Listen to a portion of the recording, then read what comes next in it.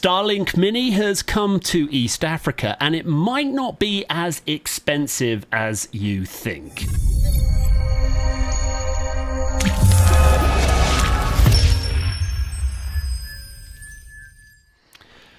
So, this is an exciting one.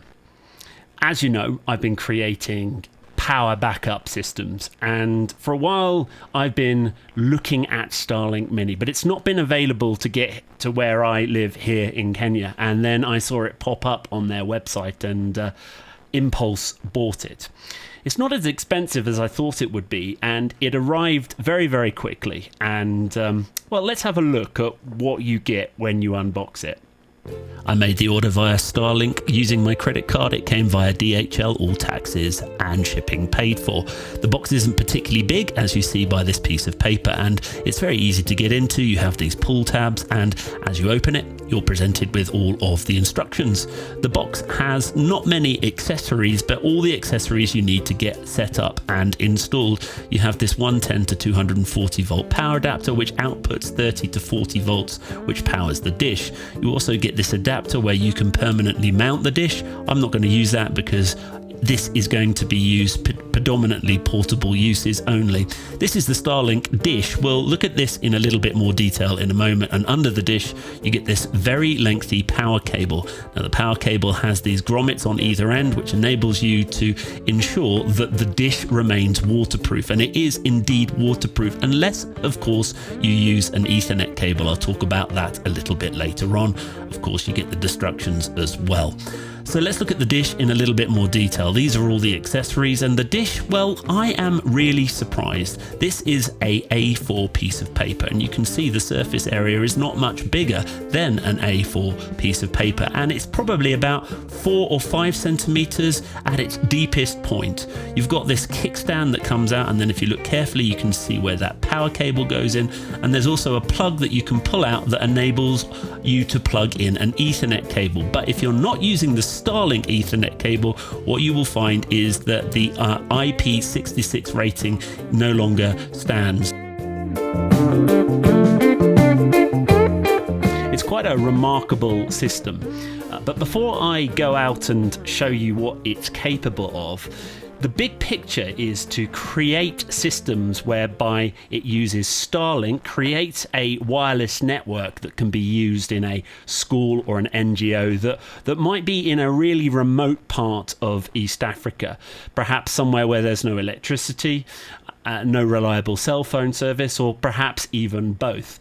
And so it got me thinking, can I package all of the power backup systems that I've been creating and also use the Starlink to create well, it's not super portable, but something that can be thrown onto the back of a motorbike or into a car, taken to a school. It can be brought out and taught digital literacy, and then perhaps lock it away in a teacher's secure cupboard and brought out every time it's needed.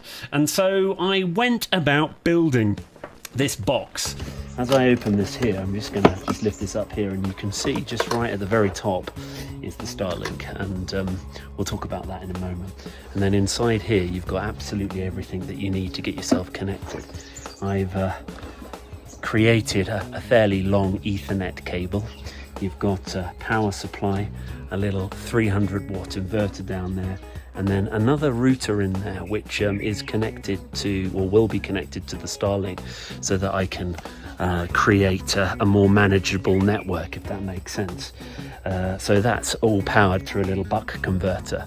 And in theory, this should all be charged by the sun. And you can see at the moment it's being charged on the little charge controller there by this solar panel here. So let's look at the construction in a little bit more detail. I've actually got a little breakout Cat 6 connector there, some ventilation holes. And then we open it up, you can see on the top it's the Starlink. You've got my iPad there, which I'm going to do some filming.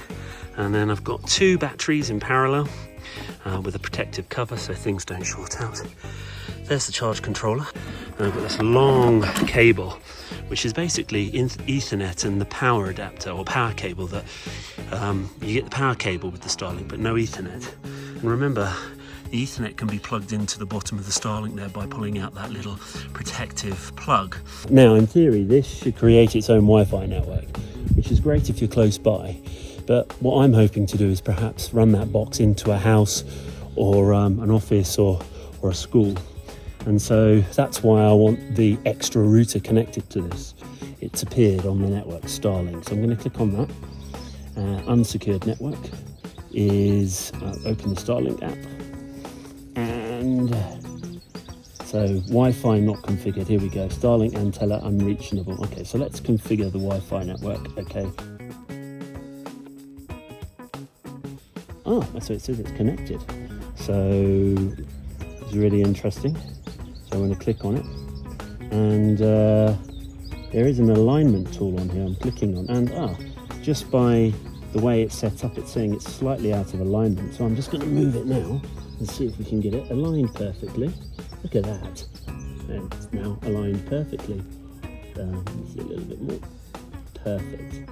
So that's now aligned to the sky, and it's got a nice clear view of the sky. So let's so I'm going to do a speed test, and it's going.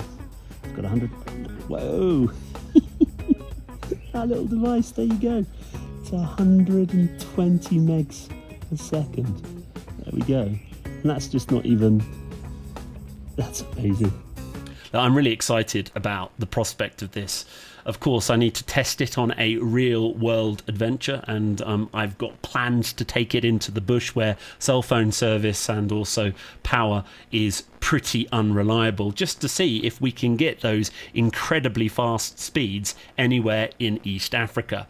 I'm on the Roam plan, which enables me to go anywhere in my country and use it up to unlimited data, which is really exciting, and I can pause that package as and when I need it. So it's really useful that if I don't use it for a few months and then we go away into the deep bush, then quite easily can just power it up and away you go.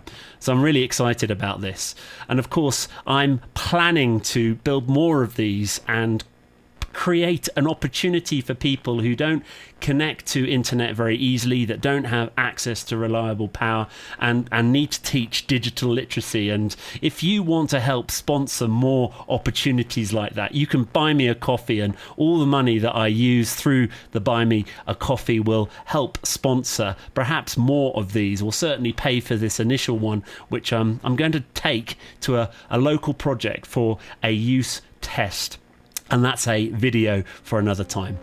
Well, thanks for watching. Maybe do buy me a coffee, do all of the things that YouTubers do, and I'll catch you in the next video. Bye.